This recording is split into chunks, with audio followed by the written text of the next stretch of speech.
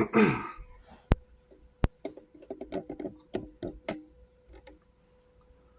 right, shalom, shalom. Before I get started, I want to start off by giving all honor and glory to Yahweh, Bahashem, Yahweh Shai, Bahashem, Rekak Chadash, Laiwalam Yum. Double honors to my apostles and elders at Great Millstone. Shalom to the elect, the ones out there who are doing this work diligently and chiefly keeping the faith, making your calling and your election sure. I'm going to get right into it. Now, as you can see here, this is a map that I found. It actually shows the dispersion, right? The diaspora.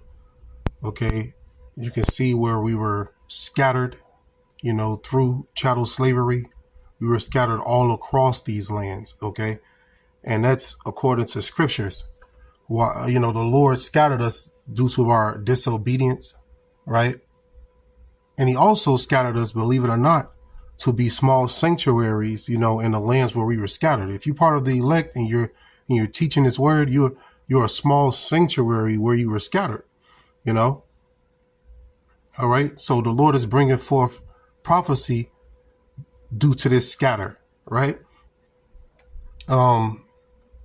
Before I get into any other videos or anything like that, or the precepts, I wanted to also, show you some images as well as a video, okay, that depicts, the chattel slavery. It's very important for us to remember that these things happen unto us, right? It's very important for us to remember that because, it inspires you to keep going. It inspires you to, remember the Lord, remember why we were put in this situation. Okay. And also, it shows that we are truly the Lord's people, right? Because the Israelites, the Lord's people, are the ones who went into captivity, who went into chattel slavery. Okay. No other nation on the face of the earth went into chattel slavery. So that's a telltale sign to show that, the Israelites, the so-called blacks, Native Americans, and Hispanics, it shows that you are the true people. We are the true people of the Lord, man. Okay. Now, this is the definition of the word chattel according to Google. It says a personal possession. You see, a personal possession. So when we were traded and sold unto these heathen, they looked at us as a personal possession. Okay. They treated us like cattle. All right. This is the word chattel according to the etymology online dictionary. It says property, goods, right? Chattels, goods, wealth, possessions, property, profit, cattle. So I did a lesson a day ago going into how, they used to eat us like we were cattle as well. So these people, they treated us like we were cows, like we were pigs, and what do? They do bestiality. So, if they look at a pig and get aroused, you think they're not going to look at you and get aroused as well? These people treated us like we were nothing. And we have to remember that, man. Okay. We have to remember that. Now, I looked up chattel slavery definition according to Google. This is an AI overview. It says chattel slavery is a form of slavery where people are treated as property that can be bought, sold, or inherited. It was the primary form of slavery in the United States from 1776 until 1865. Okay. We were treated like cattle for all of those years. Hey, believe it or not, Jake, they still view you as cattle. They still view you as goyim, right? Sheep. It says, how did it work? The enslaved had no rights or freedom to control their own lives. They were listed on property records and could be sold or transferred without their consent. The enslaved could be passed down through generations. So they inherited, they inherited us, man. Okay? They gave us to their children, and their children gave our children to their children. They just inherited us throughout their generations. All right? Just like they will hand down, farm animals and things like that. This is a critical dark fact. Okay? Continuing on, it says, the enslaved were forced to work long hours in demanding physical labor or perform less intensive household duties. Okay? So not only did they do this, don't forget, when they get all weird and release their nature, right? They like to eat you. They like to, make purses out of you, make bags out of you, furniture out of you, right? That's what they do. It says, chattel slavery was widespread in the 17th, 18th, and 19th centuries. It was practiced in the United States, primarily in the South. It was supported by the United States and European powers from the 16th through 18th centuries. It was abolished in the United States in 1865, and really, it wasn't abolished, it was actually transferred, right? And that's when the 13th Amendment came about, where if you commit a crime, right, you can be locked back up in that prison system or in that slavery system, okay? It was actually transferred from, the power was transferred from individual whites, right? It was transferred from individual whites owning us to now we being owned by America. You see what I'm saying? So really, it was transferred. We're still slaves, right? In the book of Baruch, it let us know that we are slaves. We are yet this day in our captivity. Okay, so let's continue on. It says, what was the impact? It says chattel slavery was a foundation of generational wealth in the United States, right? The first stock was you, Jake. And this is the history they want to take out of the books, the books in the school, right? They call it critical race theory. No, these are facts. These are critical dark facts. Okay. Look, it says it allowed many white Americans, which really they're not white, they're red, right? Their blood show through their skin. They are clean leopards, according to the scriptures.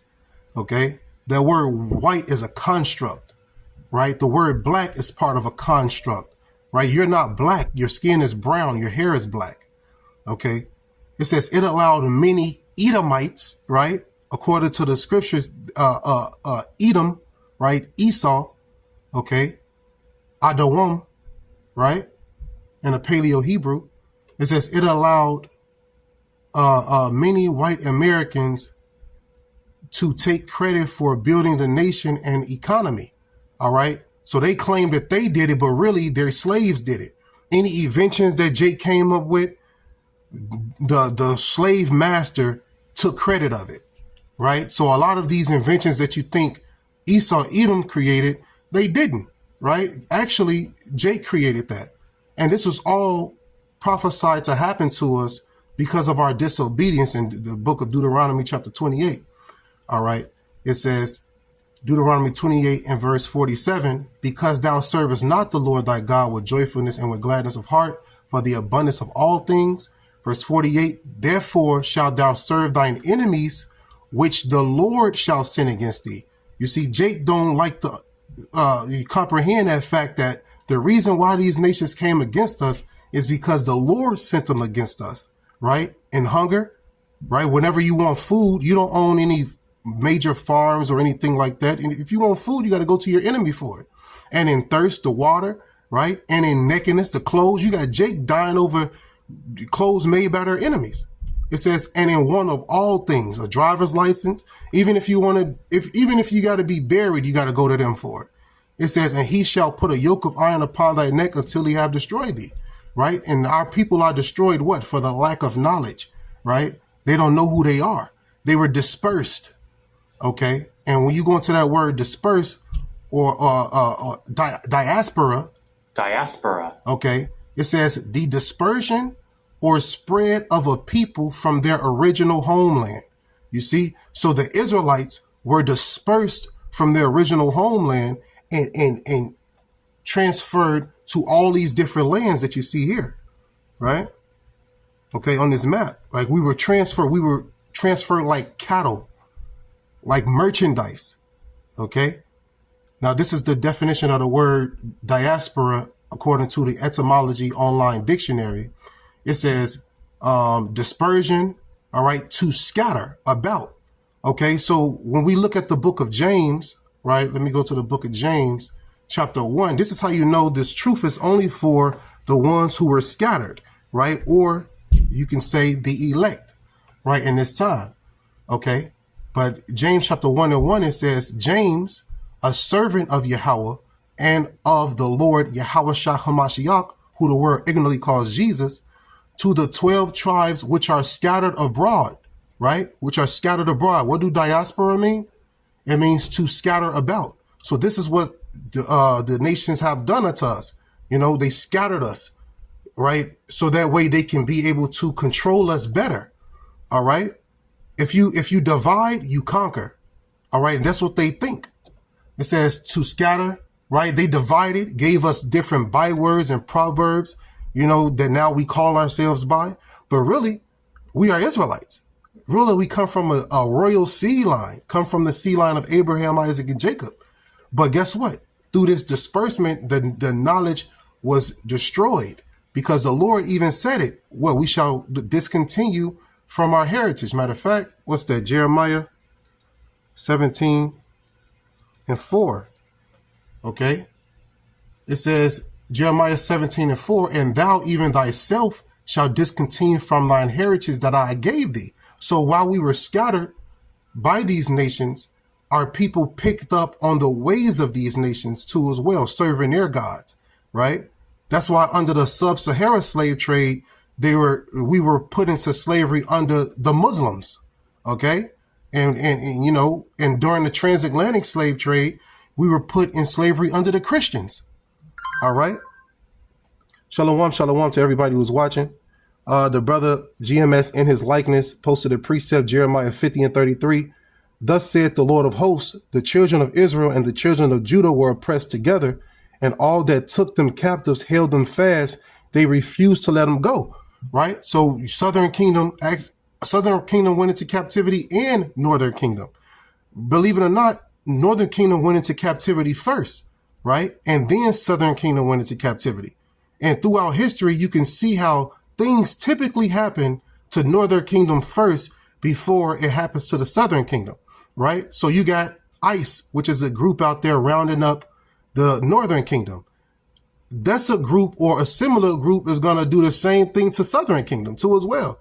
You know, if you paying attention and you have a spiritual eye, you get to see that, right? But our people have lost their way, right? And the Lord is calling the elect back via this truth, right? But these nations, they sent us throughout captivity, right? Throughout all of these lands, and they refused to let us go because Jake made them rich, okay? And every last place where we were scattered, we made that Gentile nation rich, right? You know, look at the Japanese culture. Look at the Chinese culture. All these different cultures were impacted because of this scatter, right?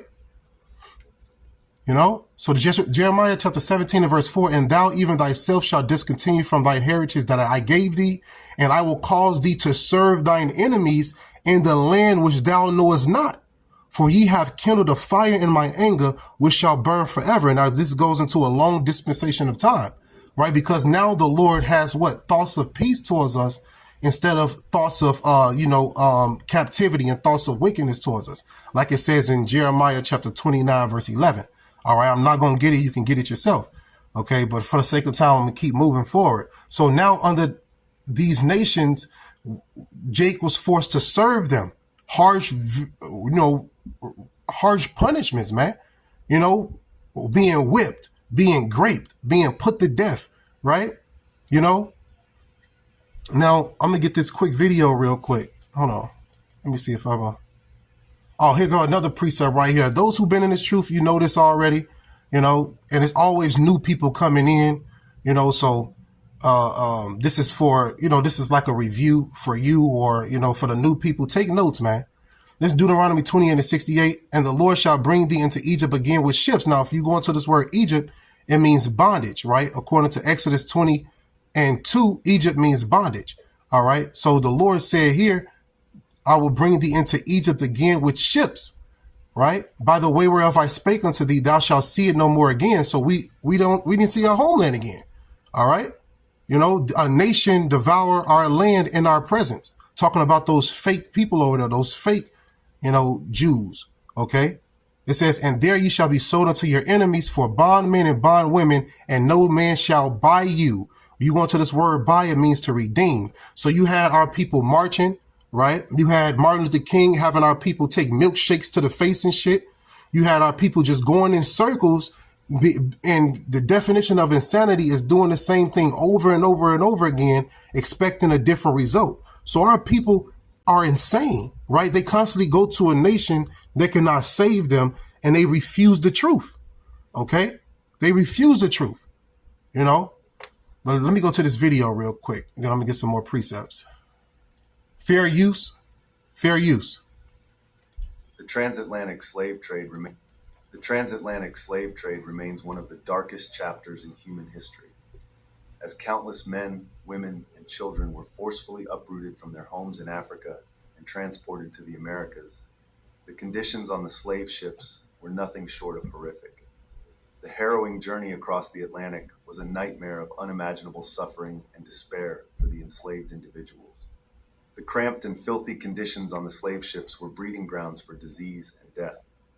The lack of sanitation, adequate food and water. Look how they stacked us like sardines. Look at that. This is the history they want you to forget about. But remember 9/11 though, right? They want us to remember 9/11, celebrate Columbus Day, but forget about this.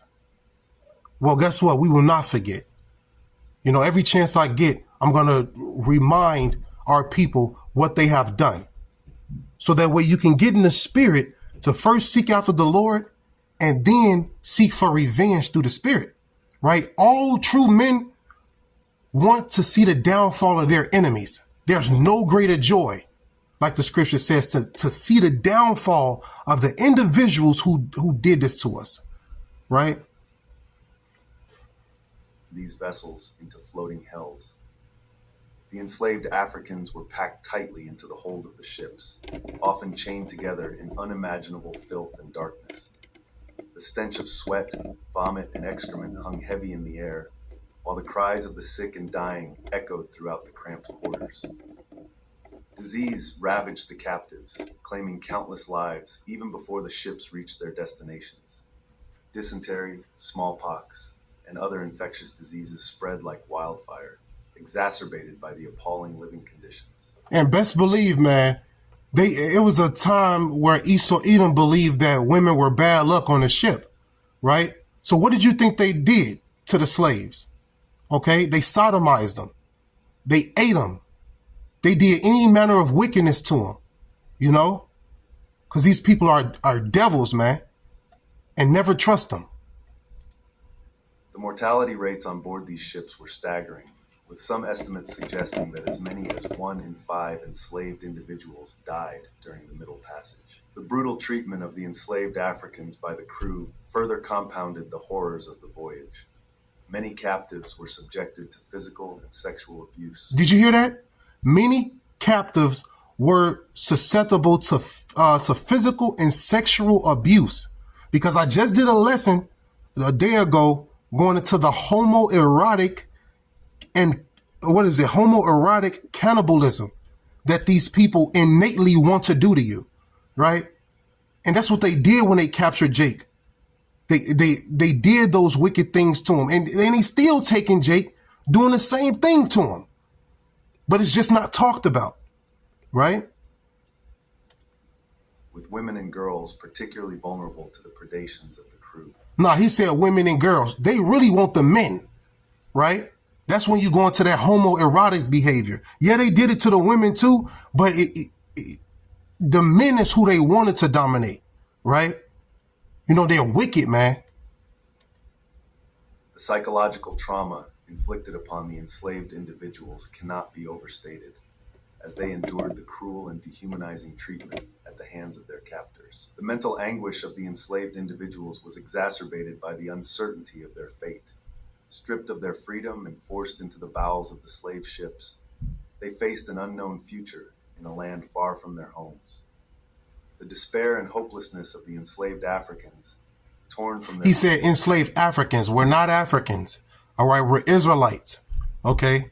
The Hamites, they sold us into captivity, right, to the Grecians. All right, we are not the same people, man. families and communities is a testament to the inhumanity of the transatlantic. You got Africa from Leo Scipio Africanus, right? He conquered one terrain over there in the land of Canaan, and they named that entire terrain after him, right? But no, that land was originally called what? Cush, right? The land of Canaan, you know? Slave trade. The legacy of the transatlantic slave trade continues to cast a long shadow over the world, reminding us of the unspeakable suffering endured by millions of enslaved individuals. They say unspeakable. They don't want to talk about this, man. They don't want you to know what happened to you, okay? Because once you start to learn what happened to you and you got the spirit on you, you're going to start linking what happened to you with the scriptures, right? And you're going to start to notice like, okay, this have to be my power if we actually went through captivity and the Lord told us it was going to happen before it happened. He has to be my God. You're going to start worshiping him. You're going to start fearing him, okay? When you realize who you are. These rough times, these painful times that happen to us, lets us know that first and foremost, the Lord is with us, okay? Because these other nations didn't go through this. We went through this, right? We went through this transatlantic slave trade. We were stacked like sardines on ships. No other nation went through that. So that's a telltale sign to show you that you're the Lord's people. You know, these curses are a sign. That's what the scripture says, right? Deuteronomy chapter 28 and verse 46. It says, and they shall be upon thee. Matter of fact, I'll start at verse 45. It says, moreover, all these curses shall come upon thee and shall pursue thee and overtake thee till thou be destroyed, because thou hearkenest not unto the voice of the Lord thy power to keep his commandments and his statutes, which he commanded thee. Verse 46, and they shall be upon thee for a sign and for a wonder, and upon thy seed forever. Right? So these curses are upon us like a sign. Just like, you know, you're going into a car dealership, they're going to have a sign on them. Just like, you know, if you're going into Subway, it's going to have a sign that says Subway. These curses are upon us, the children of Israel, just like that sign that is, you know, above the door of Subway, letting you know that, you know, you're going to get a sandwich. You see what I'm saying? These curses are on us, and you can see who really belongs to the Lord and who don't, man. All right. These people have mated us like cattle. Why? Because the Lord punished us, but now it's time for them to pay. Okay? They're going to go into captivity. The horrors of the slave ships, with their overcrowded, squalid conditions, serve as a stark reminder of the depths of human cruelty and the enduring resilience of the human spirit. It is a history that demands to be remembered, acknowledged, and never forgotten. Did you hear that? It's a history that's deemed, it's like it's an ad. It's a history that needs to never be forgotten. And that's what's happening. The true men of the Lord are waking up, have been awakened, and they're telling you what's really going on through the Spirit, whether you like it, accept it, believe it or not. Right? You how I afforded. I'm gonna let this ad go. Okay, you ready? Hi, my name is John Green. This is Crash Course World History, and today we're going to talk about slavery. Slavery is not funny. In fact, it's very near the top of the list of things that aren't funny. So today's episode is going to be a little light on the jokes, but I'm going to help you understand fair use. What pre-Civil War Americans often euphemistically referred to as the peculiar institution.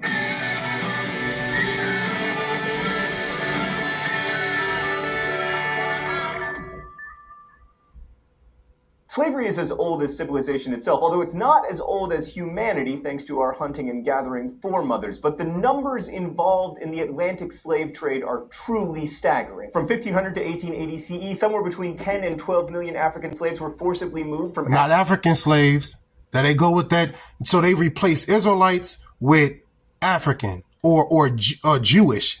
Listen, man, don't fall susceptible to their jargon. All right, we're Israelites, man. Right, we come from Yasharallah, right, which was a man that had 12 sons, okay, all right, and those 12 sons produced children. We come from a seed line, all right. We're not African. We're not what they call Jewish, right? We're not black Hebrew Israelites, you know.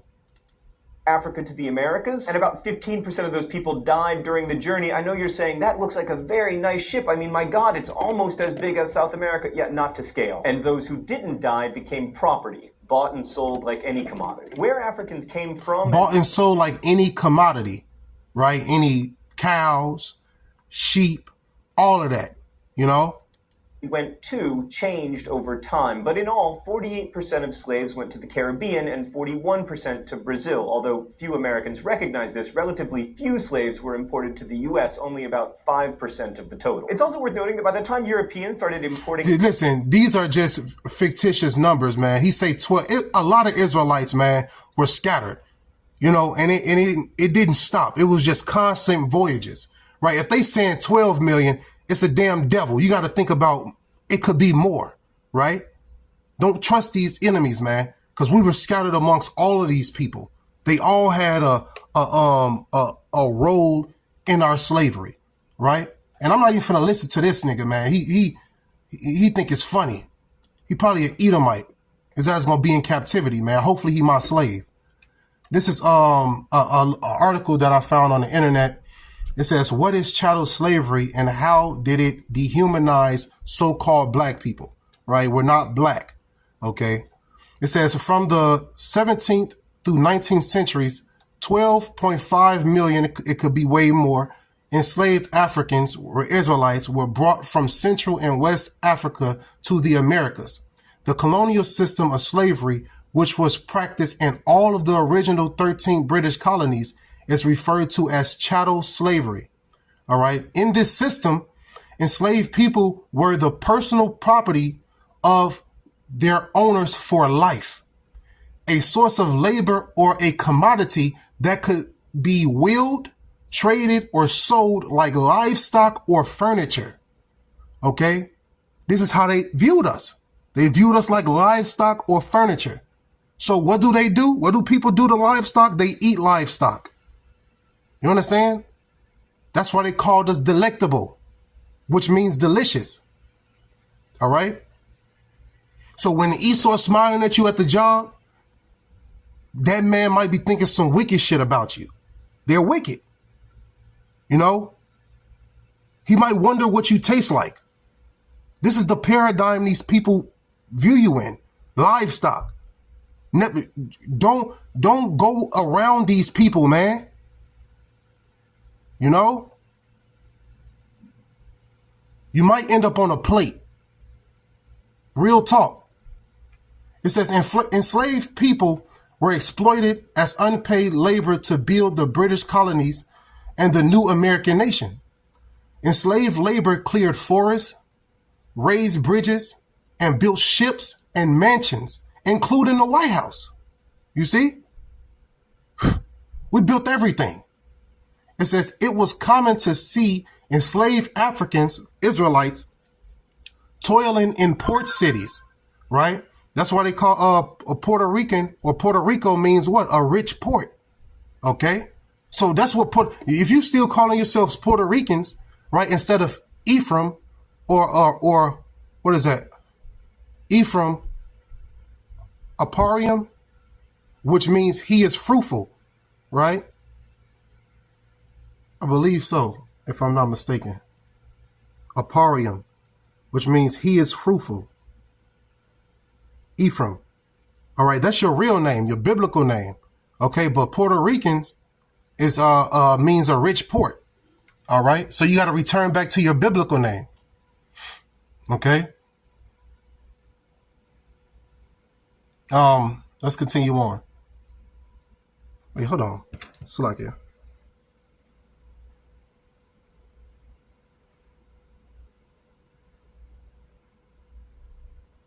Give me a minute.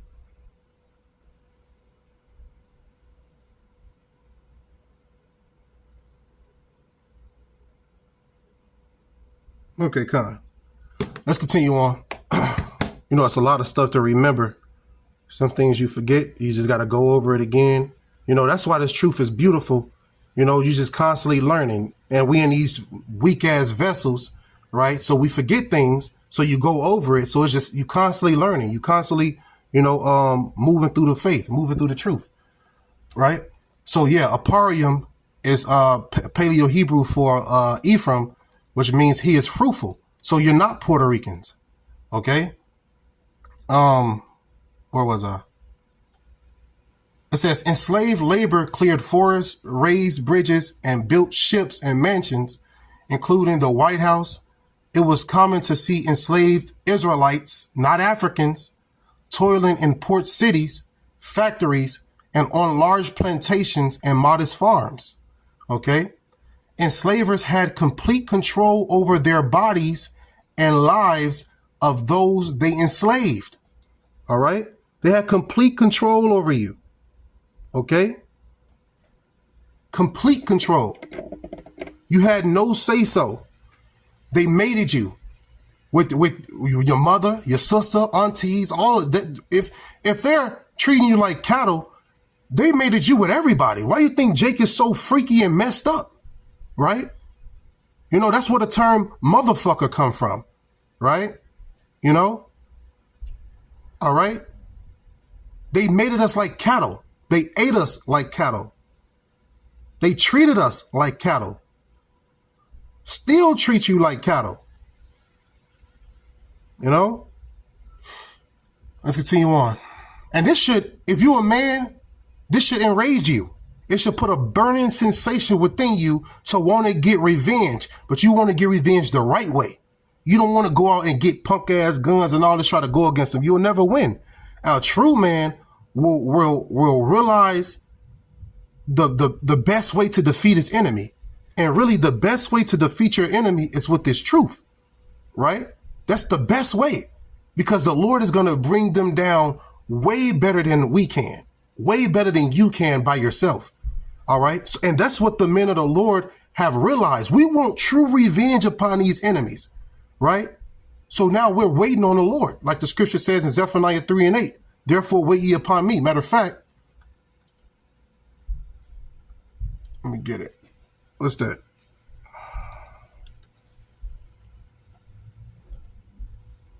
This is the book. What I said. Hold on. Salakia.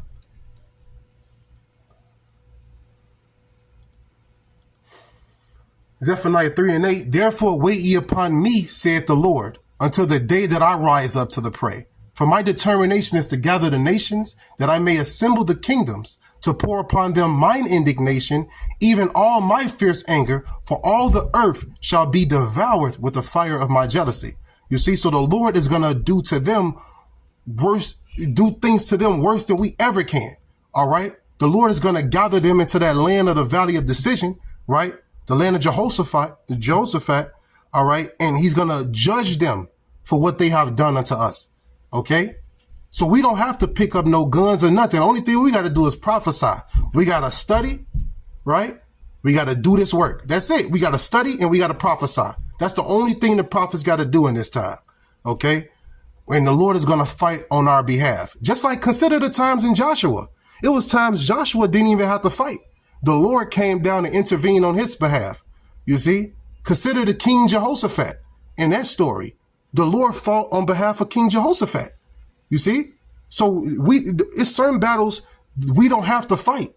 The Lord will fight on our behalf. And this is one of the battles, right? This enemy, he has become great. So it takes our power to come back and redeem us from this enemy. Okay, let's go back to this. It says, enslavers had complete control over the bodies and lives of those they enslaved, as well as their children. Enslaved people could be bought and sold at any time for any reason. Families were therefore often wrenched apart as enslaved people were transferred to the highest bidder. What did that remind you of? Deuteronomy chapter 28, right? Deuteronomy chapter 28. Let me see. Right here, Deuteronomy 28 and 32.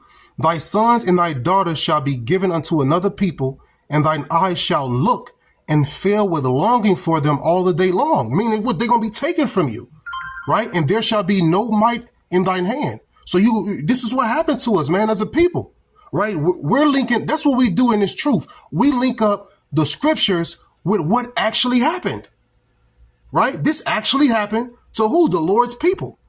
I just brought to you the verse on where this happened at, right? The Lord told us before it happened to us that this was going to happen, right? Deuteronomy chapter 28 and verse 32. Thy sons and thy daughters shall be given unto another people, shall be given unto another people, and thine eyes shall look and fail with longing for them all the day long, and there shall be no might in thine hand. You see? So the Lord brought this captivity upon us for our disobedience, right? And this is what happened, man. All right, but these people gonna pay. It says, most enslaved people were trapped in bondage until they died. And we are still in bondage until this day. You know, the Lord got to come and deliver us from our enemies. But most importantly, he's going to deliver us from these chains of darkness that we're caught up in, right? These bodies that's prone to sin. Okay, so the Lord is coming back with freedom for his people, for his elect. It says, though white supremacy buttressed, let me see. I'm having problems pronouncing that.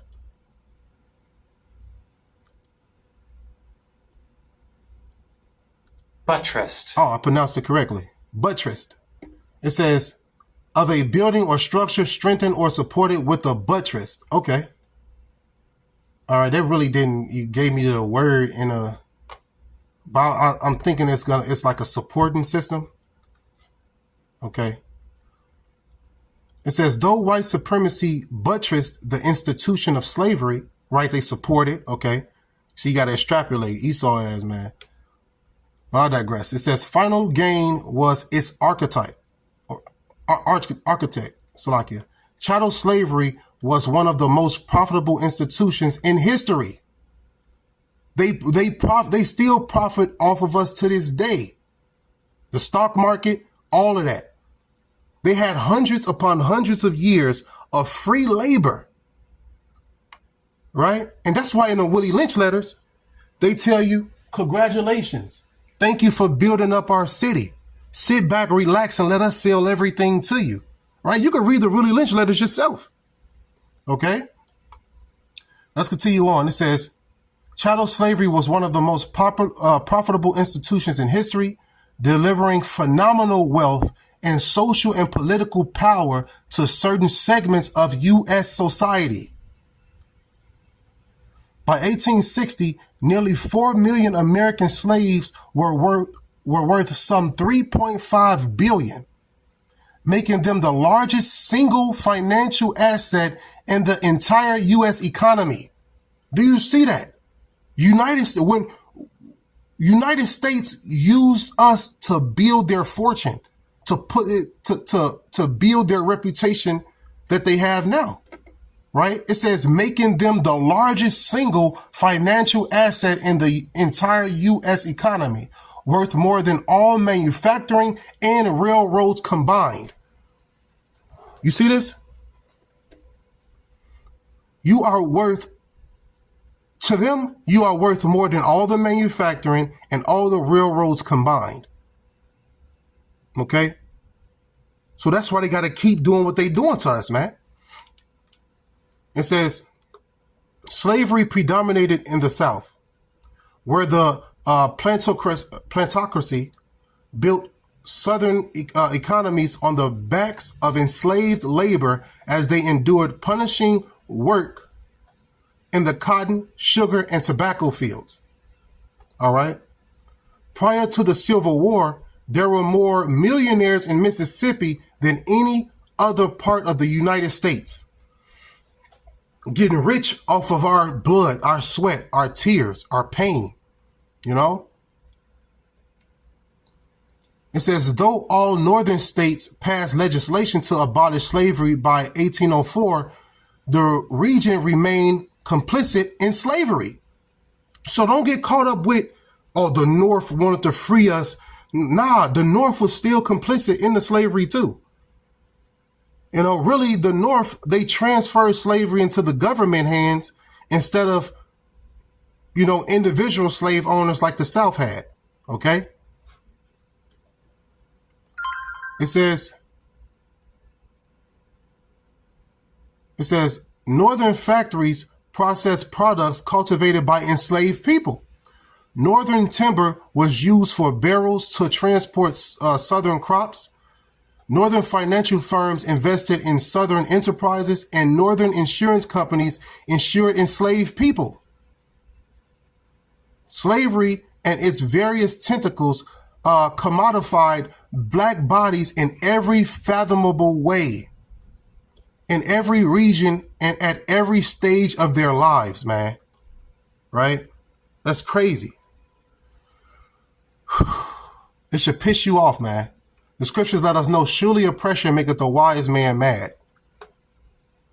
It says, in 1863, Abraham Lincoln signed the Emancipation Proclamation, right? This is what he signed, okay? The Emancipation Proclamation.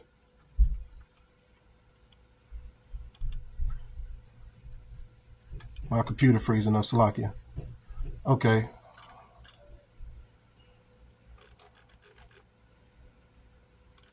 Got to be patient. Emancipation definition. Let me see. I mean, they're wrapping this up in a minute, Salakia. Emancipation definition. The fact or process of being set free from legal, social, or political restrictions, liberation, freeing someone from slavery.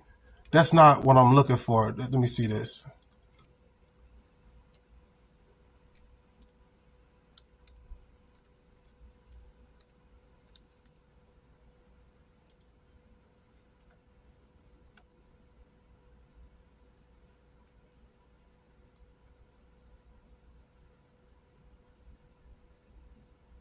Goes into easing restrictions, because what happened was the 13th Amendment came about after this, right? Which said if you committed a crime, you'll get locked up back into that slavery system. And what they did was they came out with laws, if you will, to say, all right, if Israelites don't have a job, they go to jail. They came out with petty laws to lock Jake up back into that slavery system, back under Esau Edom. That's why you got majority of our people right now today in captivity, in slavery, because they were not freed. They were transferred to governmental power versus individual slave owner power. Okay.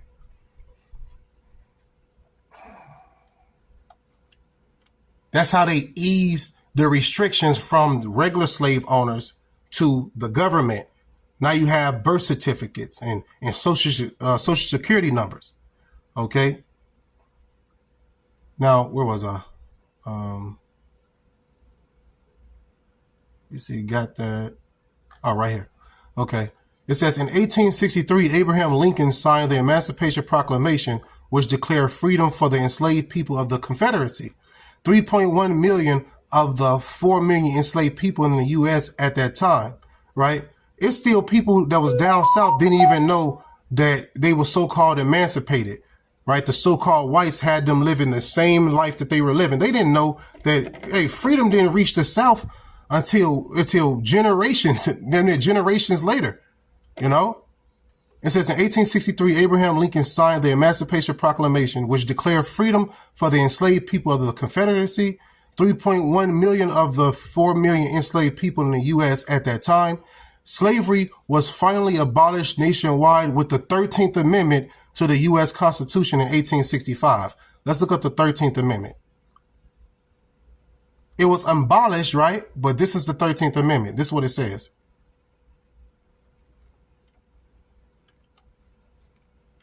It says, let me go into it.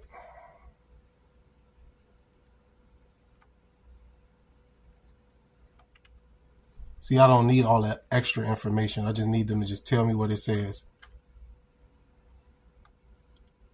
Let's see what this picture says.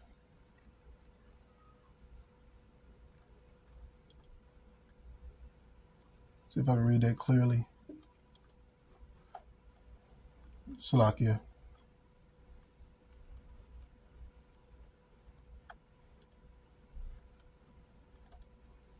They don't even follow the Constitution no more, by the way. These people are lawless. I just need them to... Okay, there it is. All right, this is the 13th Amendment, right? This damn devil, he said, hey, y'all emancipated. We abolished slavery.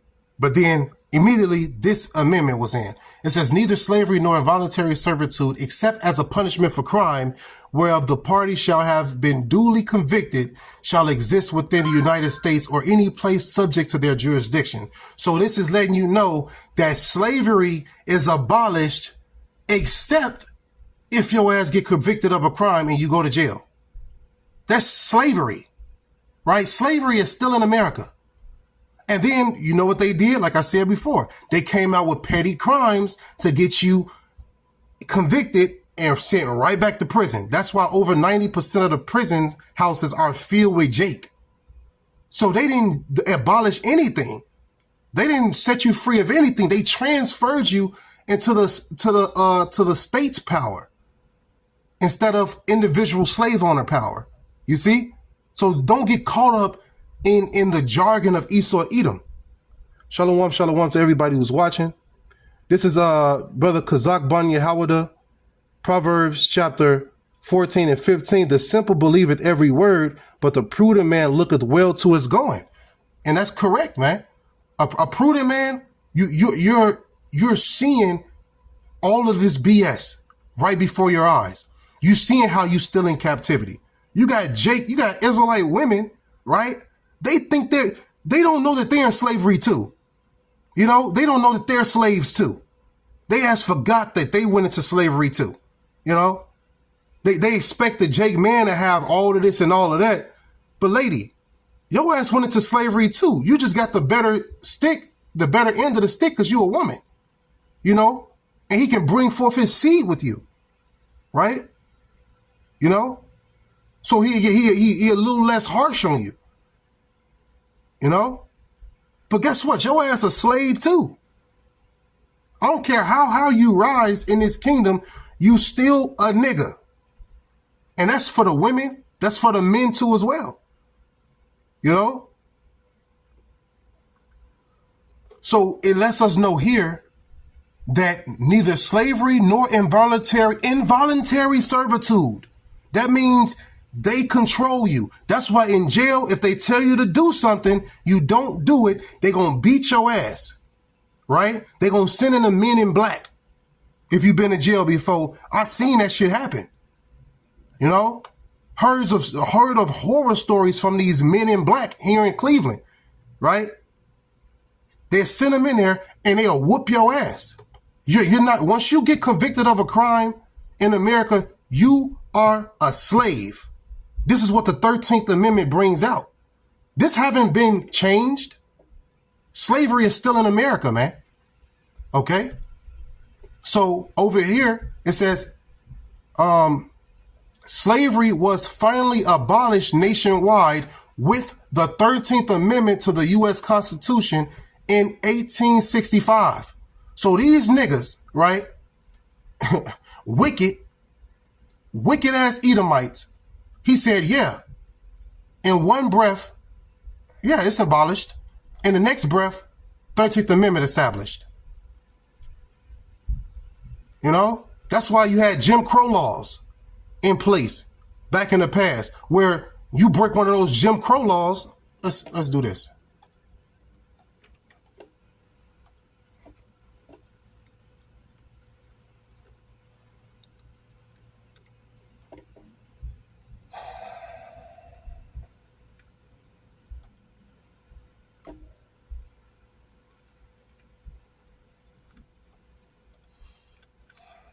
They had colored water fountains. That's an example, right? They had colored water fountains. They had white water fountains.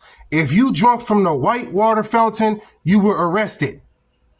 All right, that was a law in place. You can't go into the white bathrooms. If you went into the white bathrooms, you were arrested.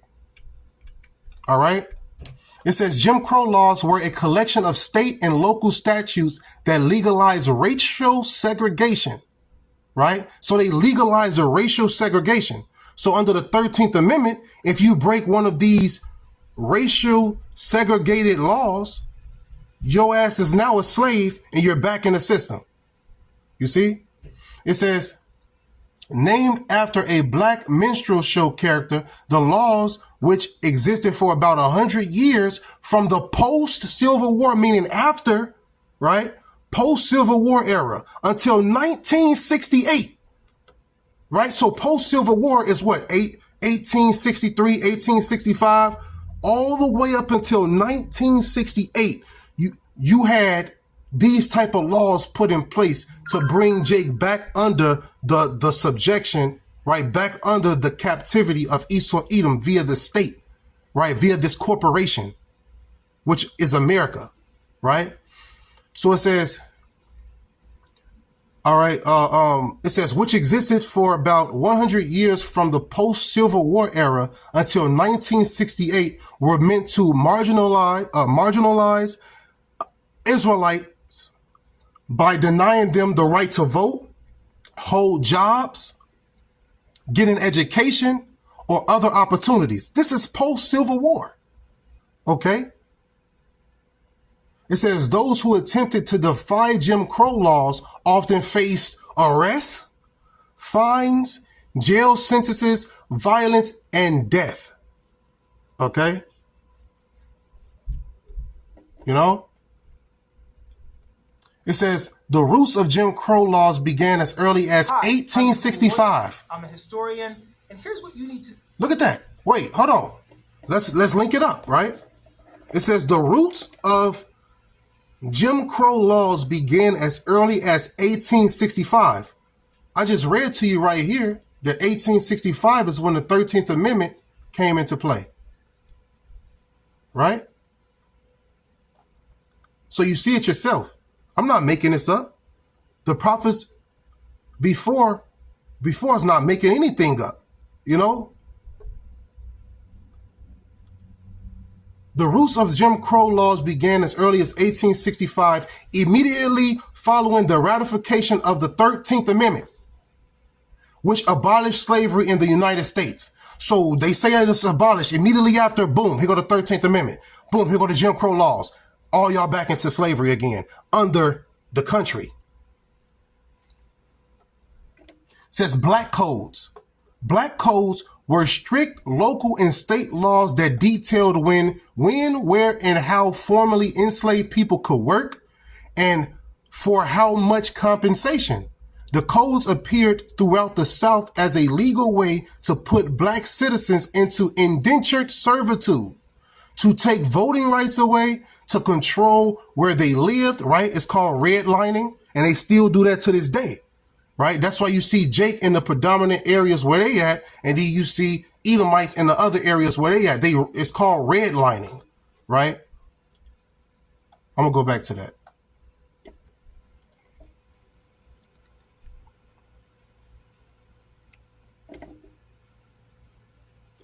It says redlining is an illegal practice of denying financial services to neighborhoods based on race or ethnicity. It can include denying loans, insurance, and other services. How it works. Redlining disregards an applicant's qualifications and creditworthiness. It can also include withholding services like grocery stores and healthcare. Why do you think the neighborhoods look like they look? Why do you think when you go over to East Cleveland, right, it's only a few stores in the neighborhood? That's a predominantly so-called black neighborhood in Cleveland, Ohio, okay?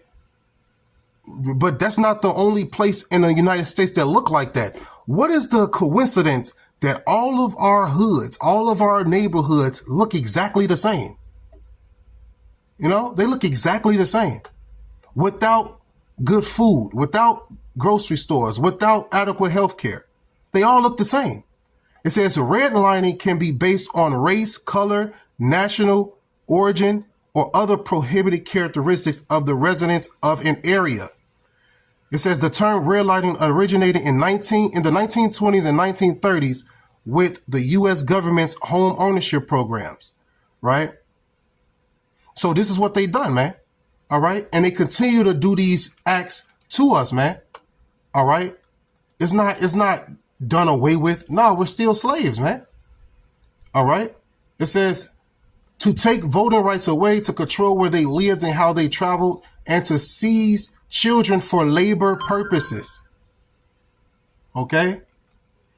The legal system was stacked against so-called black citizens, with former Confederate soldiers working as police and judges, making it difficult for Israelites to win court cases and ensuring they were subject to black codes.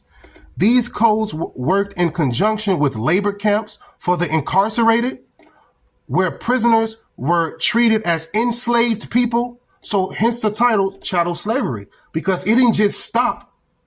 It didn't just stop when we got off those boats. It's constantly going to this day.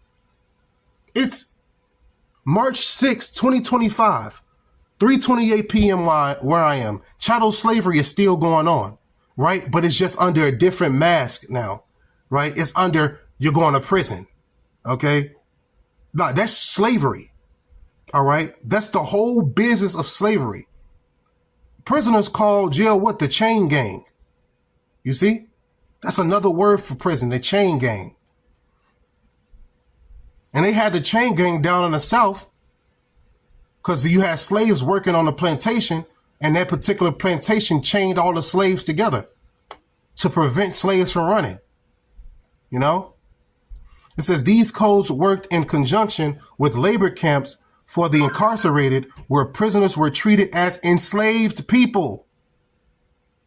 Right? So the moment we got off those slave ships, chattel slavery has not stopped. It says black offenders typically, so-called, right, black offenders typically receive longer sentences. Hey, it's still going on now, than their white equals. And because of the grueling work, often did not live out their entire sentence.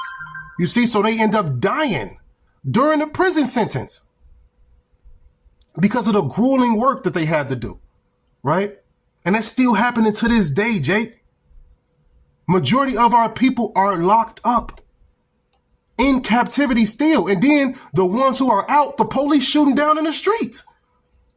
You seeing us being found in 2025 being hanged, man, in these sundown towns. So you got majority of our people locked up. The ones who are not locked up, who are trying to use wisdom to stay out of the belly of the beast, right? You using wisdom. They shooting you down over traffic stops. You know? Brother posted the precept, Kazak Banya Hawada, the water for the precepts, Akim, Zechariah chapter 11 verse 5, whose possessors slay them and hold themselves not guilty. Right, Trayvon Martin, Tamir Rice, right, Mike Brown. The list goes on and on, man. Right, they still do this to this day. Chattel slavery is still going on. All right. This truth, it pops the bubble of lies. Okay, it popped the bubble of lies that your parents taught you. It popped the bubble of lies that your enemies have taught you. Right, when you wake up, you get to see clearly. Right? You get unplugged from the matrix and you get to see who your enemy is. You know? Brother Kazak Banya Howard, Zechariah 11 and verse 5, whose possessors slay them and hold themselves not guilty. And they that sell them say, blessed be the Lord, for I am rich, and their own shepherds pity them not. Right? You got the so-called leaders of Israel. They don't have no pity for you. You know? They give you over. T.D. Jakes, Al Sharpton, right? You know, all these so-called leaders, they give you over, man. Their whole job is to abate your courage. Their whole job is to keep you docile, keep you weak, keep you believing in Jesus Christ, right? But under Jesus Christ, under the banner of Christianity, the worst things have happened to us. These people were Christians when they came over and put us in chains, when they ate our flesh. That was under the Christian banner. You know?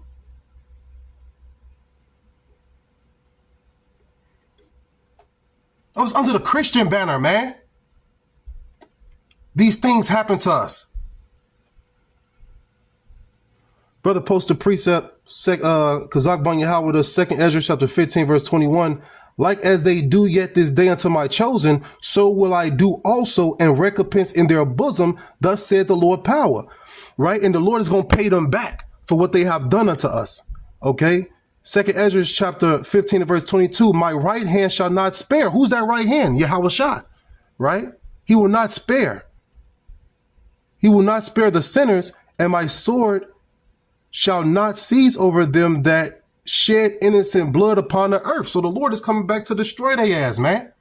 Right? He's coming back to put them into captivity. The same curses that fell upon us are now going onto our enemies. Now they're going to go into chattel slavery. They're going to be possessions to the Israelites. Right? This is Deuteronomy 32 and 7. Remember the days of old. Salakia, what was it? What was it? Not that one. What was this? Brother, help me out. The curses shall go upon them. It's slipping my mind. I hate when that happens. But I'm going to read this anyways. Deuteronomy 32 and 7. Remember the days of old. Consider the years of many generations. Ask thy father, and he will show thee, thy elders, and they will tell thee. Right? And, that's what we're doing. When I do videos like this, when brothers do videos like this, what we're doing is we are remembering the days of old. We're remembering what happened to us, right? By you remembering His truth, it keeps you connected to the Lord, and it keeps you clear. It keeps your eyes clear. You understand who your enemy is. You understand your purpose while you're here. Now the water for that, brother. Deuteronomy 30 and 7. That's it. Let me get it right here. The water. Deuteronomy 30 and 7. It says, and the Lord thy power will put all these curses upon thine enemies and on them that hate thee, which persecuted thee. You see? So now these curses are going upon our enemies, and the Lord is slowly lifting he's lifting the curses off of Israel, right? He's lifting it off us, and before you know it, we're going to be in a clean state where we will never go off, right? In that new covenant. Okay? So these people going to pay, man. Right? This is Jeremiah chapter 30, verse 16. It says, therefore all they that devour thee shall be devoured, and all thine adversaries, every one of them, shall go into captivity. And they that spoil thee shall be a spoil, and all that prey upon thee will I give for a prey. You see, so the Lord is going to put these nations into captivity, just like we went into captivity, and they're going to go into slavery under the Israelites. Okay? And it's only right. You did this to the Lord's people, so now you shall be devoured by the Lord's people. Okay? All right? Now, where was I? What's this? What is Zephaniah?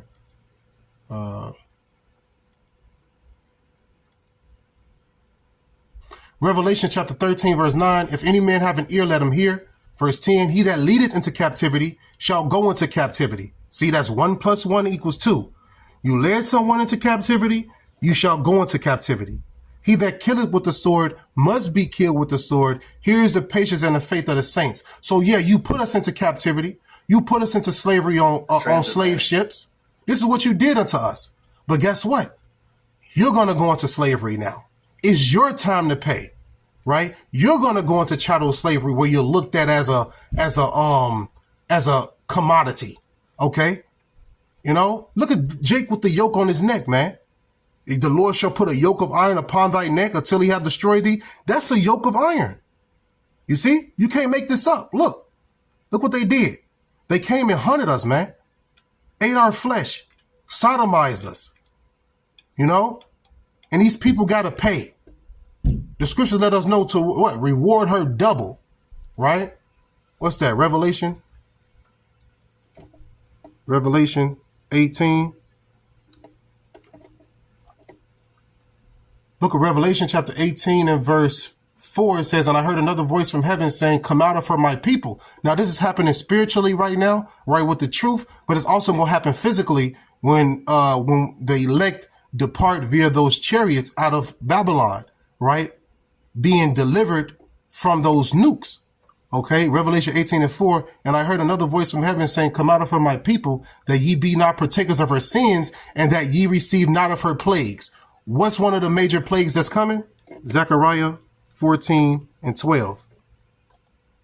Oh, shit. Salakia. I'll put X. I'm just excited. Hey, this truth excites us, man. You know, these people got to pay for what they did. And this is the plague that's coming to America, right? Zechariah 14 and 12. And this shall be the plague wherewith the Lord will smite all the people that have fought against Jerusalem. What? The Lord is going to pay them back? He going to smite them? Wait, the Lord put people to death? See, this will blow Christians' minds, right? But these people deserve it. You put us in hardcore slavery and you think the Lord is not going to pay you back for what you did? You know, you gotta be crazy, man. All right, this is Zechariah 14 and 12. And this shall be the plague wherewith the Lord will smite all the people that have fought against Jerusalem. Their flesh shall consume away while they stand upon their feet, and their eyes shall consume away in their holes, and their tongue shall consume away in their mouth. You see? So what gets hot like that to melt the tongue in your mouth, to melt your eyes out of your eye sockets? That's the nuclear missile fire, man. Okay? You know? The nuclear missile fire is what's coming. What's a precept? Back it up. Malachi 4 and 1. It says, for behold, the day cometh that shall burn as an oven, and all the proud, yea, and all that do wickedly shall be stubble. You Edomites, right? 2/3 of our people, the other nations who are over here shall be stubble. And the day that cometh shall burn them up, saith the Lord of hosts, that it shall leave them neither root nor branch. So the entire plant is going to be destroyed. The root is the deepest it can go. The branch is the furthest it can reach. The entire Babylonian kingdom is gonna be wiped out, right? And America is gonna be the biggest desert on the face of the earth. Okay? Why? Because you touched the apple of the Lord's eye. You gotta pay. All right. Now it says, in writing about the 300-year period in Europeans and the Americans violently and unreluctantly subordinated Black and indigenous peoples to their unrestrained greed and power, right? Greed and power. The columnist Matthew Desmond observed, given the choice between modernity, well, Salakia, let me look it up. I'll be having problems pronouncing certain words, man. Modernity. See, modernity, okay? Modernity, which means an aura of technical modernity. That's not the definition. Let's see what this word means. Modernity. The quality or state of being modern. Okay. So modernity. And, all right, let me start right here. It says, the columnist Matthew Desmond observed, given the choice of modernity and barbarism, prosperity and poverty, lawlessness and cruelty, democracy and totalitarianism, America chose all the above. You see that? They chose all the above. This is America in a nutshell, right? You know, they always scream we're the most modern country, but guess what? They're barbarians too as well, right? They're the worst of the worst, right? You know, look at Donald Trump. He's being a tyrant, okay? You know, so they got to pay for this, man. You got to pay for what you have done to the people. You got to pay for the slavery, man. You know, look, they laughing. Let this ad go. It's not crafty. This is a history you got to remember. It's your craft. A slave ship is headed toward West Africa. It has white crew members on board, in addition to the captain and a slave trader who owns the ship. Once docked at the harbor, all of them would go on a slave hunt, trying to raid small villages and capture as many slaves as possible. The plan is carried out, and now they have captured hundreds of black slaves. They are chained and marched toward the slave ship. However, the captured black Africans don't know what's happening. Why have they been captured black Africans? Don't fall susceptible to the jargon. They were Israelites being chased down by the Hamites and the Edomites. All right. And all these nations had us in slavery. Captured and taken to ships. Many had heard stories that white people from distant lands come and capture black Africans. Look at the blood around his face and the knife. Look at this image. He had the whip right there. This is blood on his face. Why is it blood around his mouth? You know? Africans and do nasty things. They had no idea that they had been enslaved and were being taken to the New World, where they would live their entire lives as slaves. However, the most difficult times for these enslaved black Africans were on the slave ships. They were free just a few hours ago, but were now in chains. Yet they did not know what would be done with them on the ship, aimed at putting them under control and establishing the authority of the white crew. So, what was done with the black slaves on slave ships? In this video, let's know about this painful chapter of black history. The Black History Archives.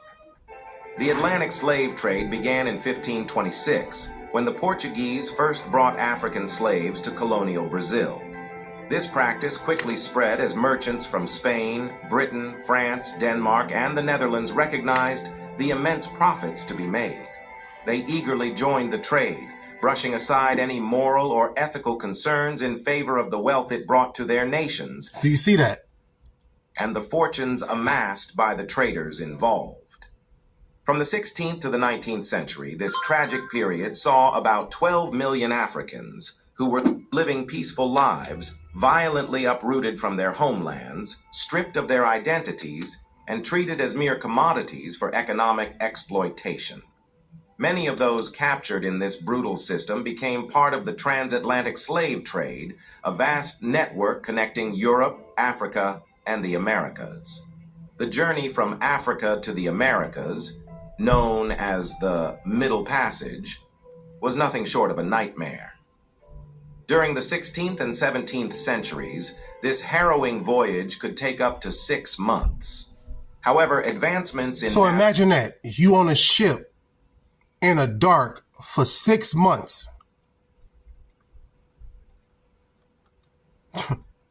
Man, that's crazy. Navigation in the 18th and 19th centuries shortened the trip to just weeks.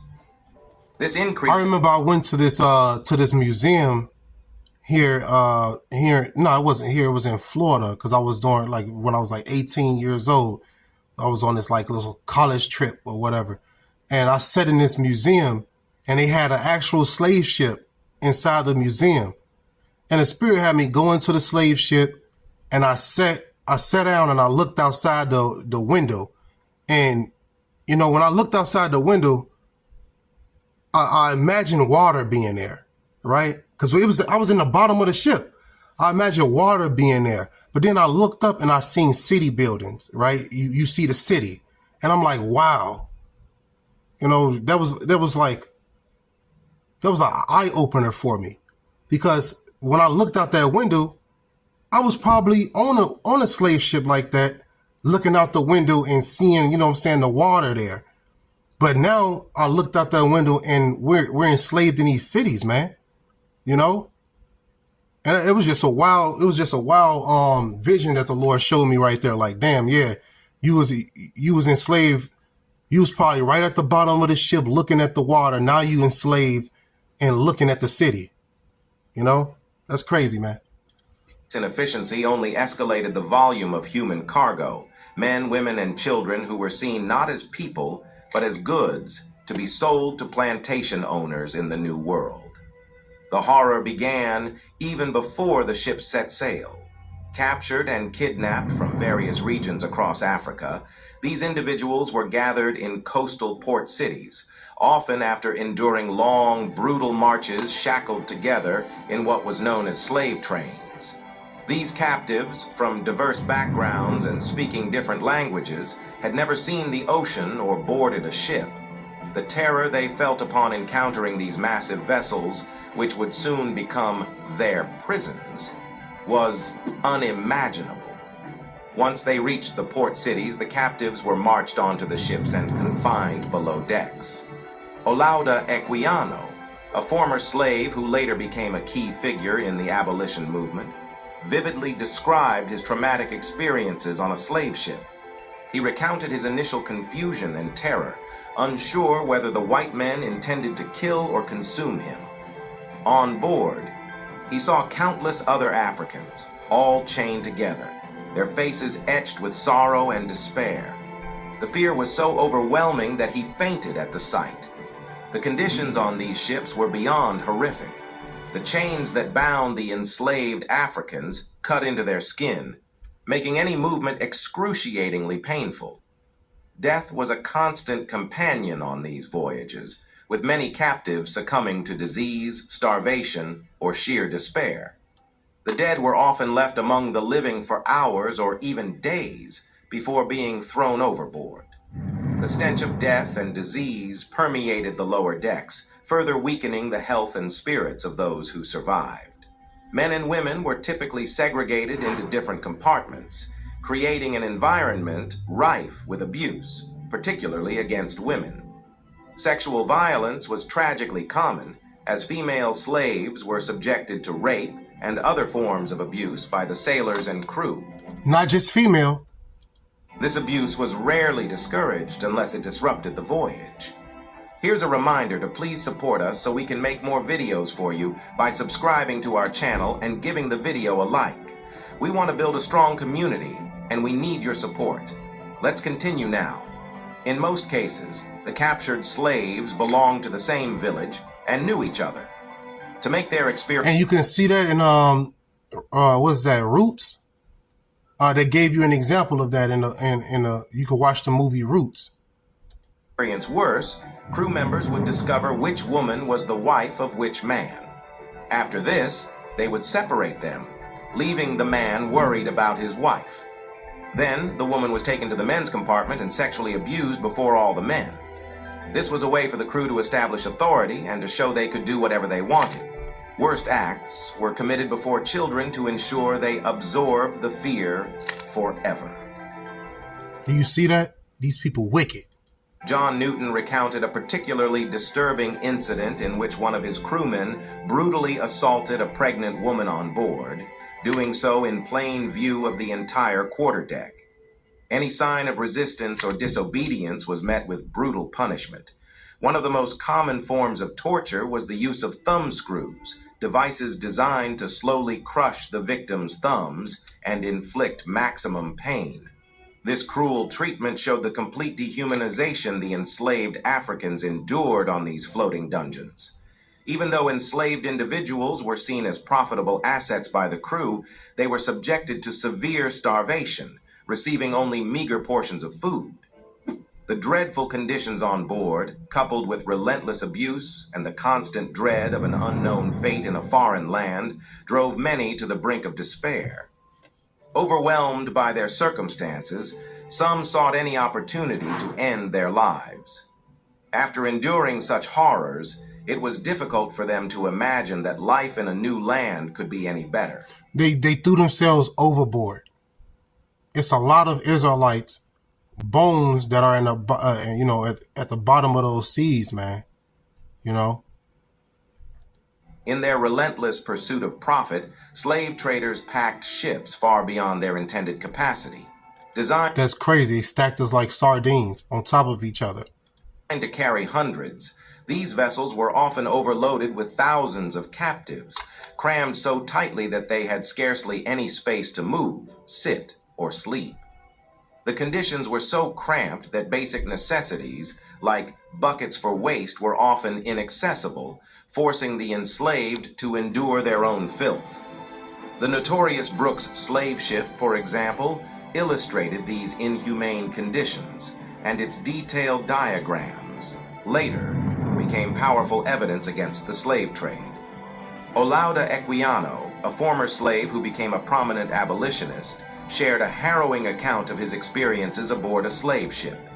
He described being hit by an overpowering stench below deck, a smell so unbearable that it made eating impossible and led him to long for death as his only escape.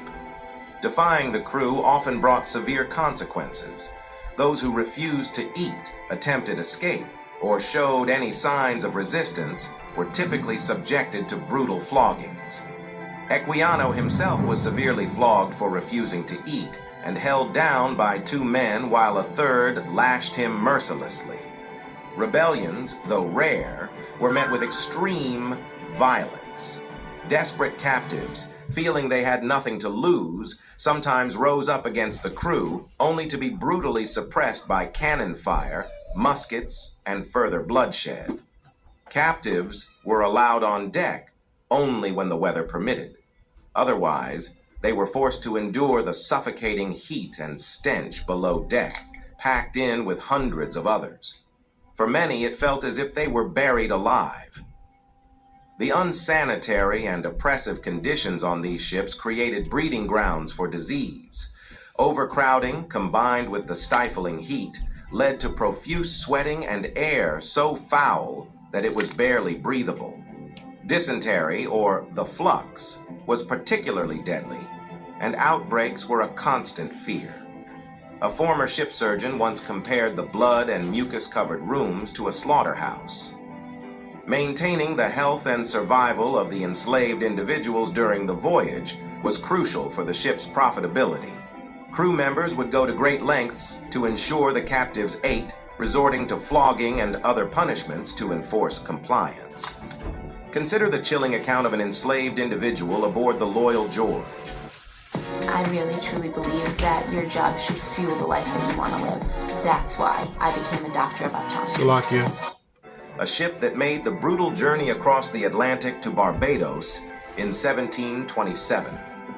This particular man, in a desperate act of resistance, refused to eat, becoming frail and sickly.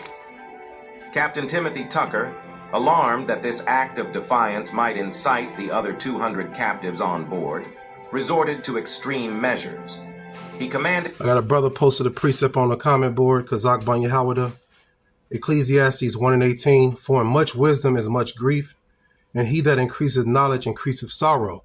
You know, and this is what happens when you come into this truth and you realize what happened to us. You increase in sorrow. You see that we went through a lot of pain. We went through a lot of hardship. We still going through a lot of pain and a lot of hardship.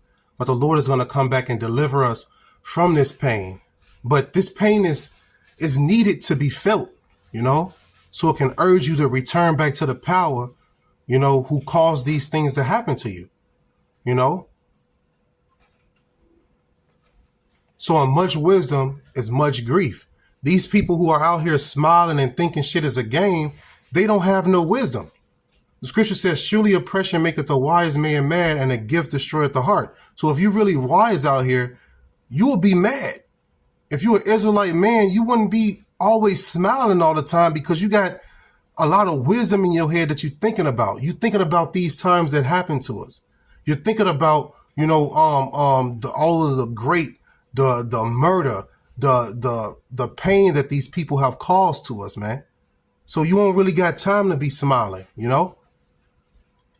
His cabin boy to fetch a large horsewhip and proceeded to have the man flogged mercilessly. Even under the threat of death, the man simply replied, Adoma, which in his language meant, so be it, a haunting acceptance of his fate.